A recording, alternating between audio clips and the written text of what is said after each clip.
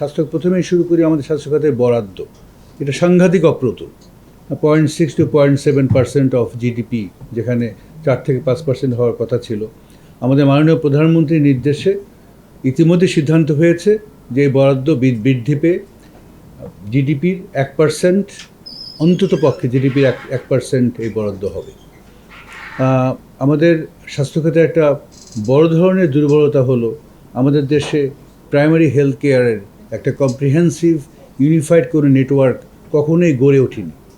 গ্রাম অঞ্চলে কিছুটা আপনার ফ্যাসিলিটি থাকলেও শহর অঞ্চলে মোটেই ছিল না। আমাদের মাননীয় প্রধানমন্ত্রীর ওনার নির্দেশে আমরা কাজ করতে শুরু করেছি।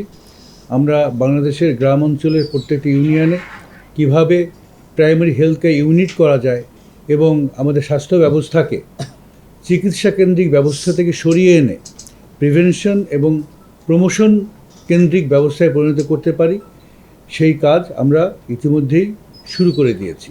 আমরা চাই গ্রাম অঞ্চলের প্রত্যেকটা ইউনিয়নে প্রাইমারি হেলথ কেয়ার ইউনিট থাকবে, শহর অঞ্চলের প্রত্যেকটা ওয়ার্ডে প্রাইমারি হেলথ কেয়ার থাকবে।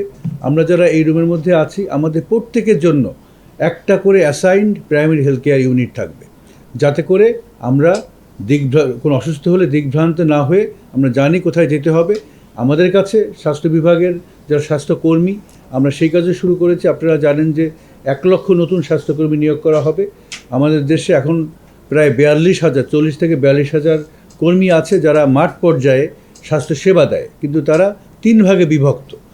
স্বাস্থ্য অধিদপ্তরের অধীনে আছে হেলথ অ্যাসিস্ট্যান্ট, ফ্যামিলি প্ল্যানিংয়ের অধীনে আছে ফ্যামিলি ওয়েলফেয়ার অ্যাসিস্ট্যান্ট, কমিউনিটি ক্লিনিকের ট্রাস্টের অধীনে আছে সিএইচসিপি। এদেরকে আমরা একীভূত করার কাজ আমরা প্রক্রিয়া শুরু করছি।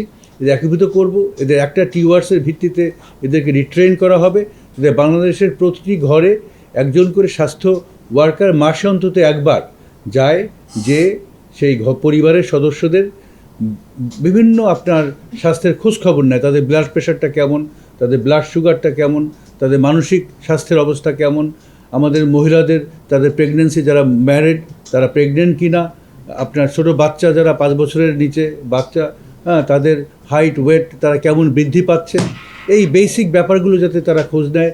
টিকা দেওয়ার কাজ করবে তারা, সে একই ব্যক্তি। ফ্যামিলি প্ল্যানিং প্রোডাক্ট ডিস্ট্রিবিউট করবে, কাউন্সিলিং করবে সে একই ব্যক্তি।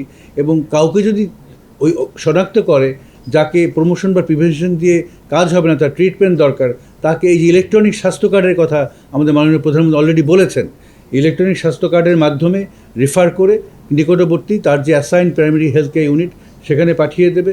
সেখানে চিকিৎসা না হলে পরে উপরের দিকে যে সেকেন্ডারি বা টার্সিয়ারি কেয়ার আছে সেখানে পাঠাবে।